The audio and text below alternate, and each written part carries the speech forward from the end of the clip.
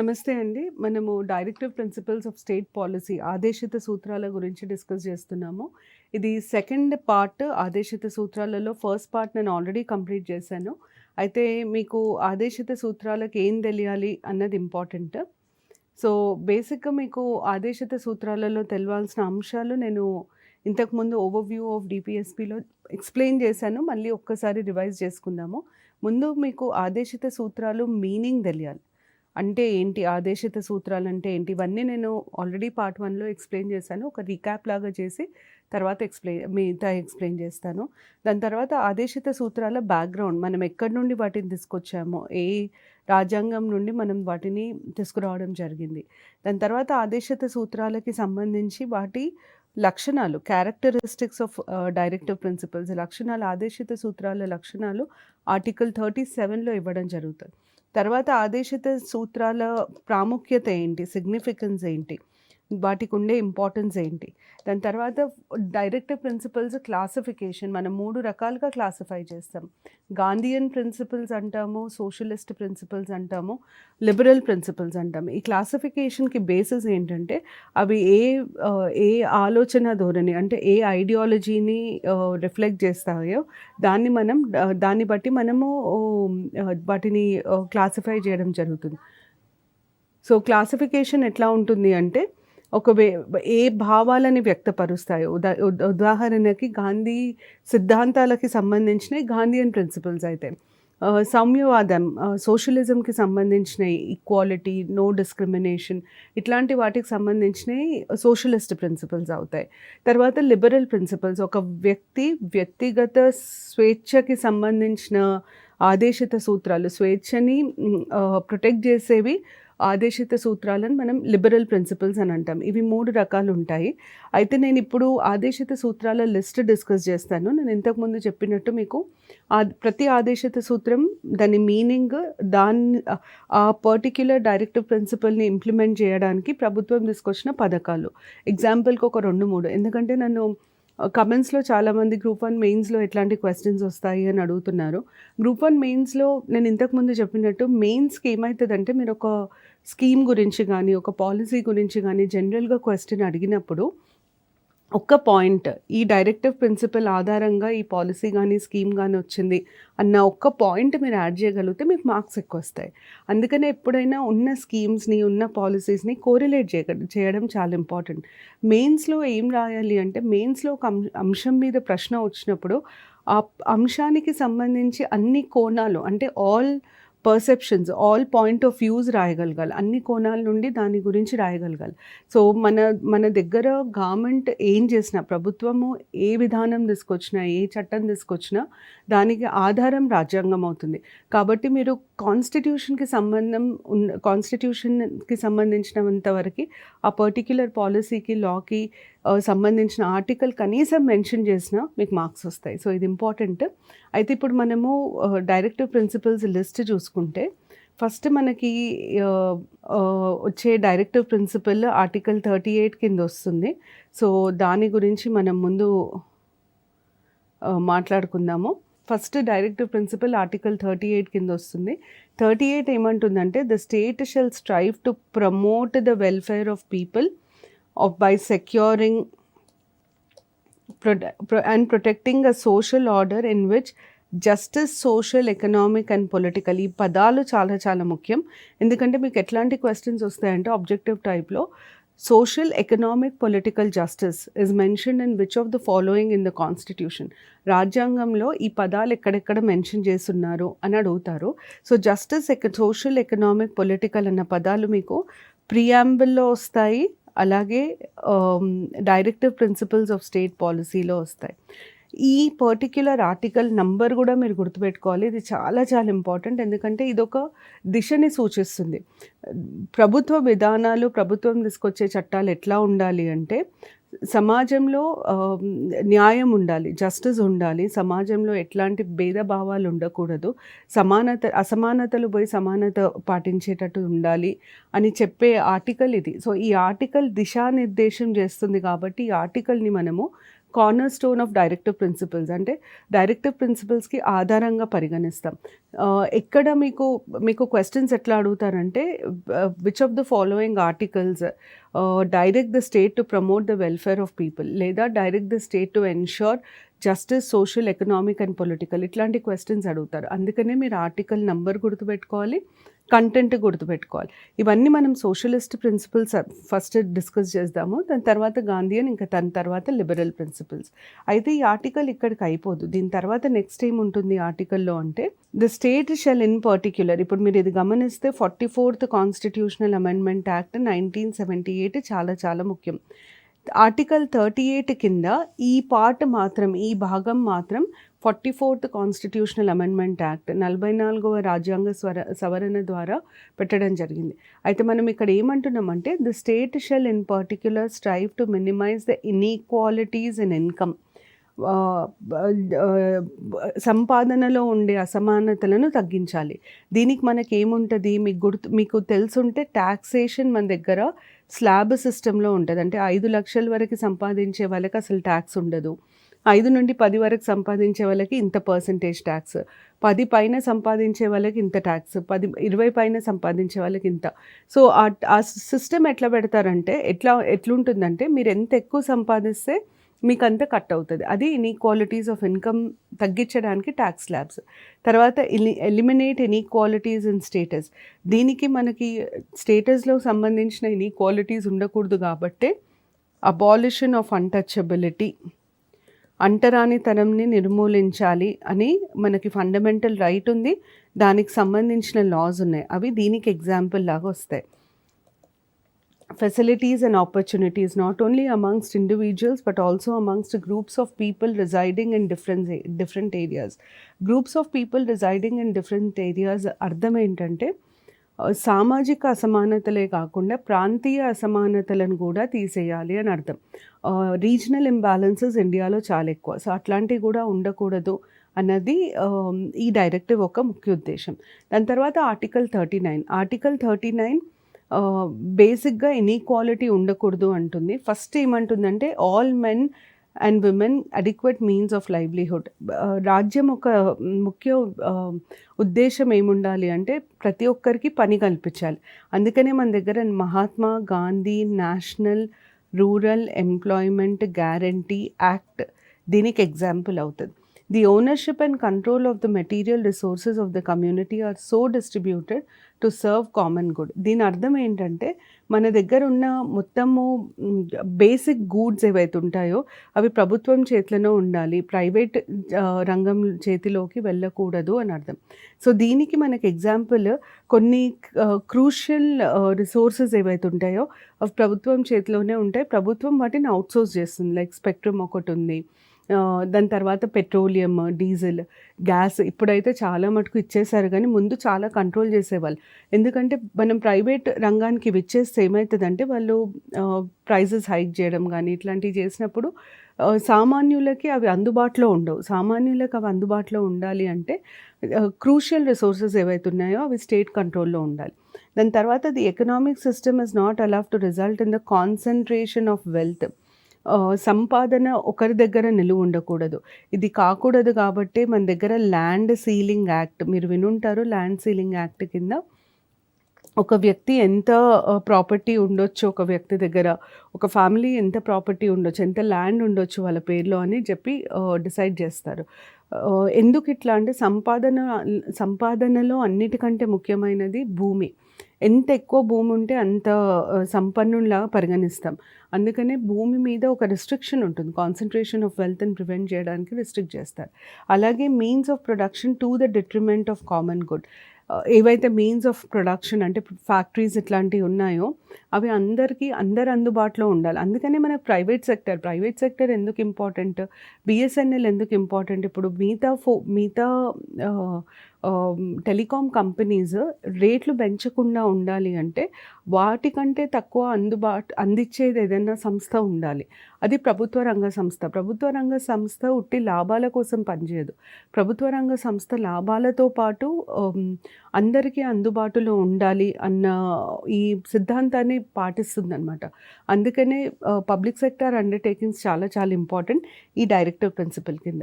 దాని తర్వాత next directive principal ఏమంటుందంటే equal pay for equal work for both men and women.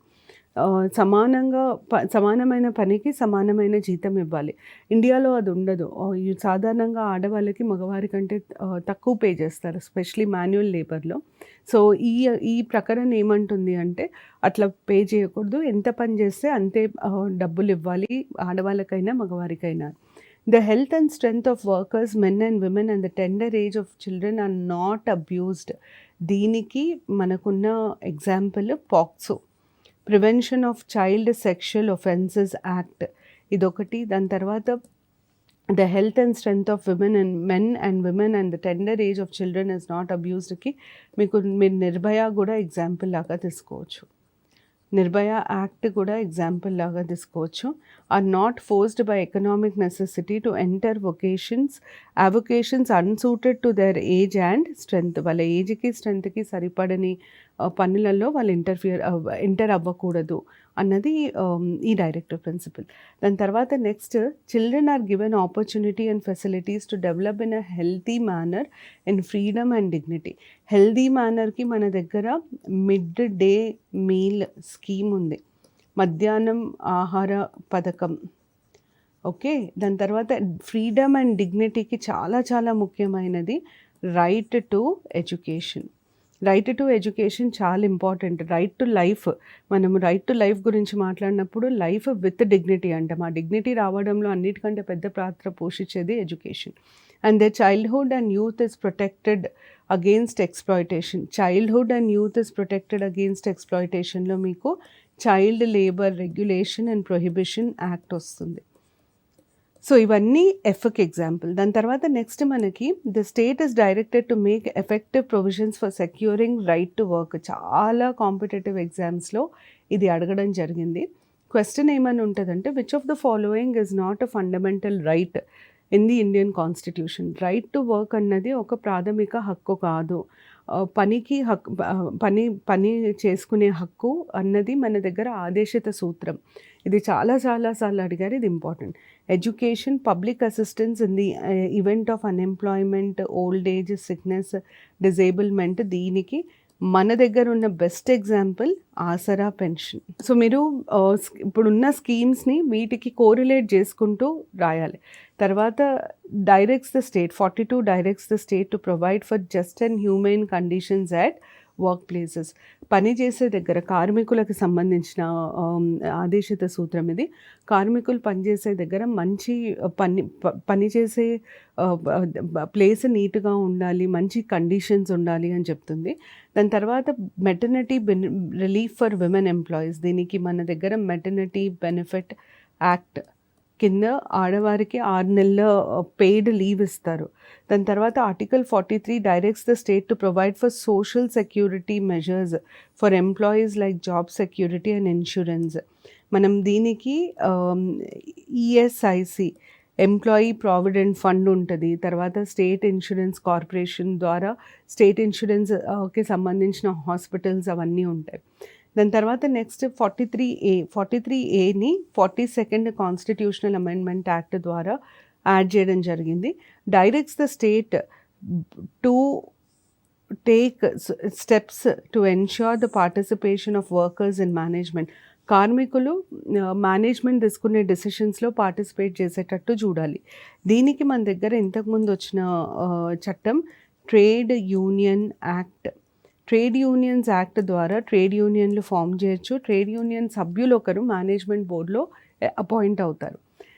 ఇది చాలా చాలా ముఖ్యమైనదండి. ఎందుకు అంటే ఇది last amendment made to directive principles, last amendment made to DPSP. కాబట్టి ఇది చాలా చాలా చాలా చాలా ముఖ్యమైనది. ఇది ఏమంటుంది అంటే directs the state to promote voluntary formation autonomous functioning, democratic control and professional management of cooperative societies. మీరందరూ కోఆపరేటివ్ సొసైటీస్ గురించి వినుంటారు. కోఆపరేటివ్ సొసైటీస్ స్థాపించడంలో ముఖ్య ఉద్దేశం ఏంటంటే కోఆపరేట్, అందరం కలిసి ఒక దగ్గర చేరుకొని ఒకరికొకరికి సాయం చేయాలి, అంటే మ్యూచువల్ హెల్ప్ అన్న ప్రిన్సిపల్ మీద ఫామ్ అయింది కోఆపరేటివ్స్. కోఆపరేటివ్ సొసైటీస్కి భారతదేశంలో చాలా ప్రాముఖ్యత ఉంది. ఎస్పెషలీ ఇండియన్ ఎకానమీలో కోఆపరేటివ్ సొసైటీస్ చాలా ఇంపార్టెంట్ రోల్ ప్లే చేస్తాయి. ఎందుకంటే మన దగ్గర బ్యాంకింగ్ పెనిట్రేషన్ రేట్, అంటే బ్యాంకింగ్ ఫెసిలిటీస్ అందరికీ అందుబాటులో లేవు. ఇంకా బ్యాంకింగ్ ఫెసిలిటీస్ అందరికీ అందుబాటులో లేవు, బ్యాంకులు అన్ని చోట్ల లేవు. అండ్ ఇంకోటి ఏంటంటే ఒకవేళ బ్యాంక్ ఉన్నా బ్యాంకు నుండి లోన్ తెచ్చుకోవాలంటే చాలా కష్టం, చాలా రిజిడ్ ప్రొసీజర్ ఉంటుంది. ఏదైనా ఒకటి కొలేటరల్ చూపించాల్సి వస్తుంది. అంటే మనం దేనికి అగేన్స్ట్ లోన్, ఇప్పుడు నేను లోన్ తీసుకోవాలి అంటే నాకు వచ్చే శాలరీయో లేకపోతే నాకున్న ప్రాపర్టీయో చూపించాలి. అయితే ఈ మొత్తం క్రమంలో ఏమైందంటే మన దగ్గర ల్యాండ్ రిఫార్మ్స్, భూసవరణలు జరిగినప్పుడు చాలామంది ల్యాండ్ లేని వాళ్ళకంటే ల్యాండ్లెస్ లేబరర్స్, అగ్రికల్చర్లో పనిచేసే ల్యాండ్లెస్ లేబరర్స్కి భూమి ఇవ్వడం జరిగింది. ఇప్పుడు ఒక వ్యక్తికి భూమి వస్తే సరిపోదు, వ్యవసాయం చేయాలంటే భూమితో పాటు పెట్టుబడి కావాలి. ఆ పెట్టుబడికి వీళ్ళు బ్యాంకులకు వెళ్ళలేరు, ఎందుకంటే చాలా ఊర్లలో బ్యాంకులు లేవు. ఒకవేళ బ్యాంకులు ఉన్నా వీళ్ళకున్న ఆర్థిక స్తోమతను బట్టి వాళ్ళకి లోన్ రావడం చాలా కష్టం. ఇట్లాంటి సిచ్యువేషన్లో ఆల్టర్నేటివ్ లాగా ఎమర్జ్ అయింది కోఆపరేటివ్స్. కోఆపరేటివ్స్లో ఏమవుతుంది, అందరు కలిసి ఒక దగ్గర చేరుతారు, సభ్యుల్లాగా ఒక కోఆపరేటివ్ని ఫామ్ చేస్తారు, అందులో సభ్యత్వం తీసుకుంటారు. ఒక్కొక్క సభ్యుడు కొంచెం కొంచెం డబ్బులు వేసుకుంటూ పోతారు, ఎవరికి అవసరం ఉంటే వాళ్ళకి అప్పులు ఇవ్వడం జరుగుతుంది. సెల్ఫ్ హెల్ప్ గ్రూప్స్ కూడా కోఆపరేటివ్స్. సో ఇట్లాంటి కోఆపరేటివ్స్ వల్ల భూ సంస్కారాలు ఏవైతే వీళ్ళు తీసుకొచ్చిండో, సవరణలు ఏవైతే వీళ్ళు తీసుకొచ్చిండో, రిఫార్మ్స్, ల్యాండ్ రిఫార్మ్స్, అవి చాలా ఎఫెక్టివ్గా వర్క్ చేసినాయి. కాకపోతే ఏమవుతుందంటే ఎప్పుడైతే మనుషులు డబ్బులు ఒక దగ్గర చేరుతుందో ఆటోమేటిక్గా అక్కడ పాలిటిక్స్ వస్తాయి, బ్యూరోక్రసీ వస్తుంది, చాలా స్కామ్లు అయినాయి. అదంతా అయిన తర్వాత గవర్నమెంట్ ఏం డిసైడ్ చేసిందంటే ఇండియన్ ఎకానమీకి కోఆపరేటివ్ సొసైటీస్ చాలా ఇంపార్టెంట్, అవి లేకుండా ఫంక్షన్ అవ్వలేము. కానీ కోఆపరేటివ్ సొసైటీస్కి కొన్ని సమస్యలు ఉన్నాయి. ఆ సమస్యలు తీసేయాలంటే కోఆపరేటివ్ సొసైటీస్ని కూడా రాజ్యాంగంలోకి యాడ్ చేయాలి అని డిసైడ్ చేశారు. ఆ క్రమంలో వచ్చింది 97th కాన్స్టిట్యూషనల్ అమెండ్మెంట్ యాక్ట్ 2011. అయితే 97th constitutional amendment act part 9Bని యాడ్ చేసింది కాన్స్టిట్యూషన్కి. అలాగే ఒక ఆదేశిత సూత్రాన్ని యాడ్ చేసింది. ఏమని యాడ్ చేసిందంటే ప్రతి రాజ్యం వాళ్ళ రాష్ట్రంలో లేదా సెంటర్ దేశంలో, కేంద్రం దేశంలో ఖచ్చితంగా కోఆపరేటివ్స్ ఫామ్ చేయడానికి కావాల్సిన అనుకూలమైన పరిస్థితిని కల్పించాలి. ఇక్కడ ఏమంటున్నాం, వాలంటరీ ఫార్మేషన్ అంటే ఏంటి, ఎవరిని కోఆపరేటివ్లో చేరమని బలవంత పెట్టొద్దు. అటానమస్ ఫంక్షనింగ్ అంటే వాళ్ళది వాళ్ళు చూసుకోవాలి, ఎట్లాంటి బయట ఇంటర్ఫియరెన్స్ ఉండకూడదు, రాజకీయ నేతల ఇంటర్ఫియరెన్స్ ఉండొద్దు, బ్యూరోక్రసీ ఇంటర్ఫియరెన్స్ ఉండొద్దు. డెమోక్రటిక్ కంట్రోల్ అంటే ఒక కోఆపరేటివ్ని స్థాపించినప్పుడు దాన్ని ఎవరు మేనేజ్ చేస్తారు అన్నది ఓటు ద్వారా వాళ్ళు ఎన్నుకోవాలి, సభ్యులే ఎన్నుకోవాలి మేనేజ్మెంట్ బోర్డ్ని. ప్రొఫెషనల్ మేనేజ్మెంట్ అంటే కోఆపరేటివ్ కూడా ఒక బ్యాంకు లాగా పనిచేస్తుంది. మనం ఒక బ్యాంకుని ఎంత ప్రొఫెషనల్గా హ్యాండిల్ చేస్తామో కోఆపరేటివ్స్ని కూడా అలాగే హ్యాండిల్ చేసే పరిస్థితులు మీరు కల్పించాలి అని చెప్తుంది ఈ ఆదేశిత సూత్రం. దాని తర్వాత నెక్స్ట్ గాంధీయన్ ప్రిన్సిపల్స్ మొదలు పెడుతున్నాము. గాంధీ గారి భావాలు, గాంధీ గారి వారు పాటించే సిద్ధాంతాలని ఆధారపరుచుకొని వచ్చిన ఆదేశిత సూత్రాలు ఇవి. ఇది చాలా చాలా ముఖ్యమైనది. నాకు తెలిసి ఇండియాలో ఈరోజు వరకు ఇది ఈ ఆర్టికల్ 40 గురించి అడగని కాంపిటేటివ్ ఎగ్జామ్ లేదు. అంటే ప్రతి ఎగ్జామ్లో పంచాయత్ రాజ్ వ్యవస్థని స్థాపించాలని ఏ ఆర్టికల్ కింద ఇచ్చారు అని ప్రతి ఎగ్జామ్, సివిల్ సర్వీస్ దగ్గర నుండి మొదలుకొని అన్నిటికంటే తక్కువ స్థాయి ఎగ్జామ్లో కూడా అడగడం జరిగింది. సో ఆర్టికల్ 40 చాలా ఇంపార్టెంట్. అదేమంటుంది అంటే పంచాయతీ రాజ్ వ్యవస్థని స్థాపించాలి అని అంటుంది. ఎందుకు పంచాయతీ రాజ్ వ్యవస్థ గాంధీయన్ సిద్ధాంతం అవుతుందంటే గాంధీ గారు ఎప్పుడైనా గ్రామ్ స్వరాజ్ గురించి మాట్లాడేవాళ్ళు. గ్రామ్ స్వరాజ్ అంటే అర్థం ఏంటి? గ్రామీణ ప్రాంతాలలో స్వయం ప్రాతిపదికన వారు బతికే పరిస్థితులు ఉండాలి, సెల్ఫ్ సఫిషియన్సీ ఉండాలి. ఆ గ్రామ్ స్వరాజ్‌లో అతి ముఖ్యమైన పాత్ర పోషించేది పంచాయత్. అందుకనే establishing panchayats is a Gandhian principle. దాని తర్వాత 43 ఏమంటుందంటే to promote cottage industries on an individual or cooperative basis in rural areas. Cottage industries rural ఎకానమీకి చాలా ఇంపార్టెంట్. చిన్న చిన్న సంస్థలు చాలా ఇంపార్టెంట్. మన దగ్గర కేవీఐసి ఉంది. మన ప్రభుత్వం, తెలంగాణ ప్రభుత్వం చాలా చేస్తుంది. ఇప్పుడు ఉదాహరణకి నేతన్నకి చేయూత ఇట్లాంటి స్కీమ్స్ అన్ని తీసుకురావడం ఎందుకు? కాటేజ్ ఇండస్ట్రీస్ని ప్రమోట్ చేయడానికి. తెలంగాణలో అన్నిటికంటే పెద్ద కాటేజ్ ఇండస్ట్రీ చేనేత కార్మికులు. అందుకనే ఈ స్కీమ్స్ అన్ని తీసుకురావడం జరుగుతుంది. దాని తర్వాత 46 directs the state to provide for promotion of educational and economic interests of SCs, STs and other weaker sections and protect them from social injustice and all forms of exploitation. Gandhi గారు ఒక సిద్ధాంతం ఉంటుంది, Sarvodaya through Antyodaya. మన దగ్గర జరిగిన Bhoodan moment, తెలంగాణకి చాలా పేరు తెచ్చిన భూదాన్ మూమెంట్, భూదాన్ పోచంపల్లిలో మొదలైన మూమెంట్ ఈ గాంధీ ప్రిన్సిపల్ని ఆధారపరుచుకొని వచ్చింది. సర్వోదయ త్రూ అంత్యోదయ అంటే అందరూ ముందుకెళ్ళాలి, అందరూ డెవలప్ అవ్వాలి. కానీ ఆ డెవలప్మెంట్ ఎక్కడ మొదలు పెట్టాలంటే అందరికంటే కింద స్థాయిలో ఉన్న వ్యక్తిని నువ్వు ముందుకు తీసుకెళ్ళగలిగితే, అభివృద్ధి చేయగలిగితే మిగతా వాళ్ళందరూ ఆటోమేటిక్గా అభివృద్ధి అవుతారు అన్నది సిద్ధాంతం. గాంధీ గారు ఏమంటారంటే అందరికంటే కింద స్థాయిలో ఉన్న వ్యక్తిని చూడండి, వారిని ముందుకు తీసుకురండి, వారిని అభివృద్ధి పరచండి, వారిని అభివృద్ధి పరిచే క్రమంలో మిగతా వాళ్ళందరూ అభివృద్ధి చెందుతారు అని అంటారు. దీన్ని సర్వోదయ త్రూ అంత్యోదయ అని అంటారు. మేము ఎథిక్స్లో, సివిల్ సర్వీసెస్లో ఎథిక్స్ చెప్పినప్పుడు కూడా నైతిక విలువల మీద వాళ్ళకి 250 మార్క్స్ పేపర్ ఉంది. మీ గవర్నెన్స్, గ్రూప్ 1 గవర్నెన్స్లో లాస్ట్ యూనిట్ నైతిక విలువల మీదే ఉంటుంది. అక్కడ కూడా ఇది చాలా important principle, Sarvodaya through Antyodaya. అయితే సర్వోదయ త్రూ అంత్యోదయాన్ని ఆధారపరుచుకొని వచ్చిన డైరెక్టివ్ ఇది. ఎస్సీస్, ఎస్టీస్ అండ్ అదర్ వీకర్ సెక్షన్స్ని ముందుకు తీసుకెళ్ళడానికి వాళ్ళ ఎడ్యుకేషన్, వాళ్ళ ఎకనామిక్ ఇంట్రెస్ట్ని ప్రమోట్ చేయాలి. అందుకనే మన దగ్గర ఎస్సీ సబ్ ప్లాన్ వేరు ఉంటుంది, ఎస్టీ సబ్ ప్లాన్ వేరు ఉంటుంది. Central government one Dhan Yojana అని ఒకటి స్టార్ట్ చేసింది ట్రైబ్స్ కోసం. వాళ్ళు ప్రొడ్యూస్ చేసే మైనర్ ఫారెస్ట్ ప్రొడ్యూస్ని ఇంకా మెరుగుపరచడానికి ఈ స్కీమ్ లాంచ్ చేయడం జరిగింది. దాని తర్వాత ఎడ్యుకేషనల్ ఇంట్రెస్ట్కి మన దగ్గర ఏకలవ్య మోడల్ స్కూల్స్ ఉంటాయి. మన స్టేట్లో సోషల్ వెల్ఫేర్ రెసిడెన్షియల్ సొసైటీ ద్వారా చాలా స్కూళ్ళు, చాలా కాలేజెస్ నడపడం జరుగుతుంది. అదర్ వీకర్ సెక్షన్స్లో మైనారిటీస్ వస్తారు, బీసీస్ వస్తారు, ఈబీసీస్ వస్తారు. దాని తర్వాత protecting them from social injustice and all forms of exploitation కింద మనకు మళ్ళీ దీన్ని we can related to untouchability. వీళ్ళని ఎస్సీస్కి అయితే అన్టచబిలిటీ తీసేయాలంటే prevention of SC ST atrocities act వస్తుంది. ఎస్టీస్కి అయితే మన దగ్గర ఫారెస్ట్ రైట్స్ యాక్ట్ అని ఒకటి ఉంది. ఇది వర్తిస్తుంది ఎస్టీస్కి అయితే. ఇది ఒక డైరెక్టివ్. దాని తర్వాత నెక్స్ట్ డైరెక్టివ్ ప్రైమరీ డ్యూటీ, చాలా ముఖ్యమైన బేసిక్ డ్యూటీ స్టేట్ది ఏంటంటే to raise the level of nutrition and standard of living. ఈ raise level of nutrition and standard of living కోసం వచ్చిందే నేషనల్ న్యూట్రిషన్ మిషన్. మన దగ్గర కేసీఆర్ కిట్ కూడా దీనికి ఎగ్జాంపుల్ అవుతుంది. To improve public health and prohibit consumption of intoxicating drinks. ఈ public హెల్త్ని మెరుగుపరచడానికి వచ్చిన స్కీమే ఆయుష్మాన్ భారత్. ఇది పబ్లిక్ హెల్త్ని మెరుగుపరచడానికి వచ్చిన స్కీమ్.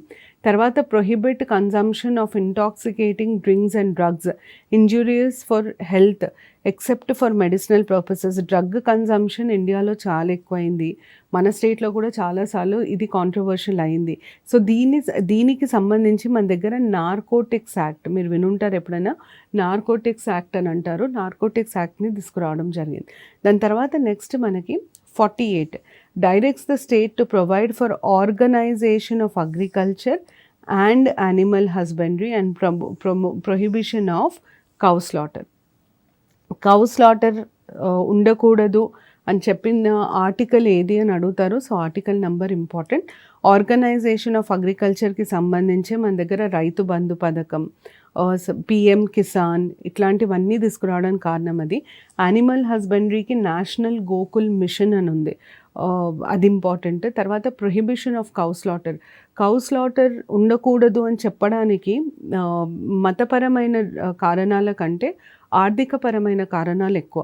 మన దగ్గర ఎప్పుడైతే మనము రూరల్ ఎకానమీ అని అంటామో, విలేజ్ ఎకానమీ అని అంటామో, ఊర్లలో సంపాదనకి అతి ముఖ్య మార్గం వ్యవసాయం అయితే, రెండవ మార్గం పాడి పశువులు అంటే పాలు ఇట్లాంటివి. అందుకనే కౌ స్లాటర్ ఉండకూడదు అని గాంధీ గారు చెప్పడం జరుగుతుంది. దాని తర్వాత నెక్స్ట్ లిబరల్ ప్రిన్సిపల్ స్టార్ట్ చేస్తున్నాము. లిబరల్ ప్రిన్సిపల్స్లో first liberal principle article 39A చాలా చాలా ముఖ్యమైనది. ఎప్పుడైతే మనము న్యాయం గురించి మాట్లాడతామో, న్యాయం ఎప్పుడు జరిగినట్టు అని అంటే అందరికీ న్యాయం అందుబాటులో ఉన్నప్పుడు న్యాయం జరిగినట్టు. సో ఈ ఈ ఈ ఆర్టికల్ ఏమంటుందంటే, state should provide all equal access to justice. ప్రతి ఒక్కరికి కోర్టుకు వెళ్ళే హక్కు ఉంది, ప్రతి ఒక్కరికి న్యాయం పొందే హక్కు ఉంది. కాబట్టి ఫ్రీ లీగల్ ఎయిడ్ కంపల్సరీగా ఇవ్వాలి. అర్థం ఏంటంటే, మీరు సినిమాలలో చూసుంటారు, ఎవరన్నా నేను అడ్వకేట్ని పెట్టుకోలేను అంటే, సరే మీకు ప్రభుత్వమే అడ్వకేట్ని ఇస్తుంది అని అనడం జరుగుతుంది. దాని ముఖ్య ఉద్దేశం ఏంటంటే, ఒకరికి కోర్టుకు వెళ్ళే స్తోమత లేదు, వాళ్ళకి జరిగిన అన్యాయం చెప్పుకునే స్తోమత లేదు. అట్లాంటప్పుడు వాళ్ళకి ఎట్లా న్యాయం జరగాలి అంటే, వాళ్ళకి ఎవరైనా ఒక అడ్వకేట్ని ప్రొవైడ్ చేయడం, అవగాహన కల్పించడం. ఇండియాలో లీగల్ అవేర్నెస్ చాలా చాలా తక్కువ, అసలు చదువుకున్న వాళ్ళకు కూడా ఉండదు. లా ఎట్లా ఫంక్షన్ అవుతుంది, కోర్ట్స్ ఎట్లా ఫంక్షన్ అయితే చాలామందికి తెలియదు. సో ఈ ప్రకరణ ప్రకారం గవర్నమెంట్ ఏం చేయాలి అంటే, అందరికీ లీగల్ అవేర్నెస్ క్రియేట్ చేయాలి.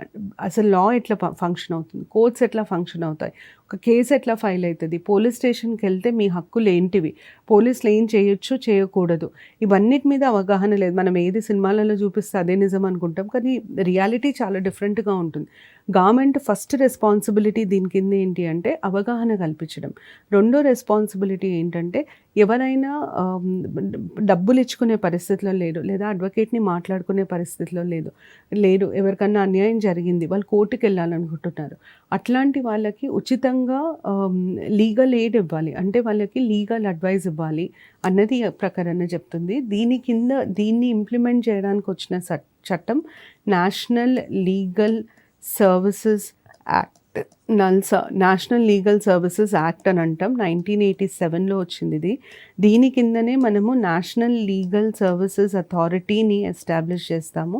మీరు లోక్ అదాలత్లు వినుంటారు, ఈ లోక్ అదాలత్లు కూడా ఇదే చట్టం కిందకి వస్తాయి. లోక్ అదాలత్ ఒకటి, national legal services authority, state legal services authority, district legal services authority. ప్రతి కోర్టులో ఫ్రీ లీగల్ ఎయిడ్ సెల్స్ ఉంటాయి. అది ఆర్టికల్ 39. దాని తర్వాత ఆర్టికల్ 44 చాలా చాలా ముఖ్యం. ఇది యూనిఫామ్ సివిల్ కోడ్కి సంబంధించిన ఆర్టికల్. యూనిఫామ్ సివిల్ కోడ్ అంటే ఏంటంటే, మీకు సింపుల్ భాషలో చెప్పాలంటే, ఒక వ్యక్తి తన వ్యక్తిగత జీవితానికి సంబంధించి కోర్టుకు వెళ్ళాలనుకుంటే తనకి న్యాయం ఏ ఆధారం మీద జరుగుతుంది. ఉదాహరణకి, ఒక వ్యక్తి డివోర్స్ తీసుకోవాలని అనుకుంటున్నారు, వాళ్ళు విడాకులు తీసుకోవాలంటే ఆ వ్యక్తి మతం ప్రకారంగా విడాకులు ఇస్తారా, లేకపోతే మతంకి అతీతంగా విడాకులు ఇస్తారా, అంటే same law for all religions ఉంటుందా, లేకపోతే లా బేస్డ్ ఆన్ రిలీజియన్ ఉంటుందా. ఉదాహరణకి, ఇండియాలో హిందూ విడాకులు తీసుకోవాలంటే ఒక రకమైన చట్టం ఉంటుంది, ముస్లింలు విడాకులు తీసుకోవాలంటే ఒక రకమైన చట్టం ఉంటుంది, క్రిస్టియన్లు విడాకులు తీసుకోవాలంటే ఒక రకమైన చట్టం ఉంటుంది. దాన్ని మనం పర్సనల్ లాస్ అని అంటాం. వీటిని మనం పర్సనల్ లాస్ అంటే వారి మతాన్ని ఆధారపరుచుకొని ఉండే చట్టాలు కాబట్టి పర్సనల్ లాస్. అదే ఒకటే చట్టం ఉంది, మీరు ఏ మతంకి చెందిన వ్యక్తి అన్న అవ్వచ్చు, మీరు హిందూ కావచ్చు, క్రిస్టియన్ కావచ్చు, ముస్లిం కావచ్చు, ఒకటే రకమైన చట్టం, ఒకటే విధంగా మీకు విడాకులు ఇస్తారు. దాన్ని మనం యూనిఫామ్ సివిల్ కోడ్ అని అంటాం. యూనిఫామ్ సివిల్ కోడ్ అని అంటే అందరికీ ఒకటే రకమైన న్యాయం వర్తిస్తుంది, వేరు వేరు చట్టాలు ఉండే. ఒక వ్యక్తిగత జీవితానికి సంబంధించిన అంశాలలో ఒకటే రకమైన చట్టం ఉంటుంది. మన ఇప్పుడు నా పర్సనల్ లైఫ్కి సంబంధించిన ఇష్యూస్ ఏముంటాయి ఒక వ్యక్తికి అంటే, ఒకటి పెళ్ళి, ఇంకొకటి విడాకులు, ఇంకొకటి వారసత్వం, ఇన్హెరిటెన్స్. ఈ 3, మ్యారేజ్, డివోర్స్, ఇన్హెరిటెన్స్. ఈ మ్యారేజ్, డివోర్స్, ఇన్హెరిటెన్స్కి సంబంధించిన చట్టాలు అందరికీ ఒకటే చట్టం ఉంటే దాన్ని యూనిఫామ్ సివిల్ కోడ్ అంటాం. లేదు, మ్యారేజ్, డివోర్స్, ఇన్హెరిటెన్స్‌కి సంబంధించిన చట్టాలు మతపరమై ఉంటే వాటిని పర్సనల్ లాస్ అంటాం. ఇండియాలో పర్సనల్ లాస్ ఉన్నాయి. యూనిఫామ్ సివిల్ కోడ్ లేదు. ఇది చాలా చాలా ముఖ్యము. ఎందుకంటే చాలా రోజుల నుండి central government uniform civil code గురించి మాట్లాడడం జరిగింది. సో, యూనిఫామ్ సివిల్ కోడ్ గురించి మీకు డీటెయిల్స్ తెలియాలి. తర్వాత ఆర్టికల్ 45, ఇది నేను ఇంతకుముందు కూడా ప్రస్తావించడం జరిగింది. ఆర్టికల్ 45లో ఏమైతదంటే దీన్ని 86th కాన్స్టిట్యూషనల్ అమెండ్మెంట్ ద్వారా సవరించారు. ఆర్టికల్ 45 ముందు నుండి రాజ్యాంగంలో ఉంది. ఆర్టికల్ 45 కిందున్న కంటెంట్‌ని మాత్రం మార్చడం జరిగింది. ఎందుకంటే ఆర్టికల్ 45 1950లో మన రాజ్యాంగం కమెన్స్ అయినప్పుడు ఏమనింది అంటే free education for children between below 14 years అని అనింది. అయితే 86th కాన్స్టిట్యూషనల్ అమెండ్మెంట్ ద్వారా ఈ education for children below 14 years అన్నది ఒక ఫండమెంటల్ రైట్, ప్రాథమిక హక్కుగా మార్చడం జరిగింది. ప్రాథమిక హక్కులకు ఎక్కువ పవర్ ఉంటుందా, డైరెక్టివ్ ప్రిన్సిపల్స్కి ఎక్కువ పవర్ ఉంటుందా అంటే లీగల్గా చూసినప్పుడు ప్రాథమిక హక్కులకు ఉన్న ఇంపార్టెన్స్ డైరెక్టివ్ ప్రిన్సిపల్స్కి ఉండదు. ఎందుకంటే ప్రాథమిక హక్కులు జస్టిషియబుల్, కంపల్సరీగా అవి ఇంప్లిమెంట్ చేయాలి. కానీ ఆదేశిత సూత్రాలు జస్టిషియబుల్ కాదు. అవి ఆదేశిత సూత్రాలు మాత్రమే, అంటే దే ఆర్ జస్ట్ ఇన్స్ట్రక్షన్స్. అవి ఖచ్చితంగా ఫాలో అవ్వాలని రూల్ లేదు. సో ఆల్రెడీ మనం దాన్ని ఫండమెంటల్ రైట్గా మార్చినప్పుడు ఇంకా దీన్ని ఇంకా ఆదేశిత సూత్రం లాగా పెట్టడంలో అర్థం లేదు. అందుకనే ఆదేశిత సూత్రాన్ని మార్చి directs the state to provide for early child care and education to children అని పెట్టడం జరిగింది. మీరు ఇంటిగ్రేటెడ్ చైల్డ్ డెవలప్మెంట్ స్కీమ్ అని ఒక స్కీమ్ గురించి వింటారు. అది ఎగ్జాంపుల్ ఎర్లీ చైల్డ్ కేర్కి. ఆంగన్వాడీస్ ఇవన్నీ ఎగ్జాంపుల్స్ లాగా తీసుకోవచ్చు ఆర్టికల్ 45. దాని తర్వాత article 48 protection and improvement of environment and safe guarding forest and wild life. పర్యావరణాన్ని కాపాడాలి అన్నది ఒక ఆదేశిత సూత్రం. ఈ ఆదేశిత సూత్రం ప్రాముఖ్యత ఏంటంటే మనం మామూలుగా ఏమంటామంటే ఆదేశిత సూత్రాలు ప్రభుత్వానికి ఆదేశాలు లాంటివి అని అంటాం.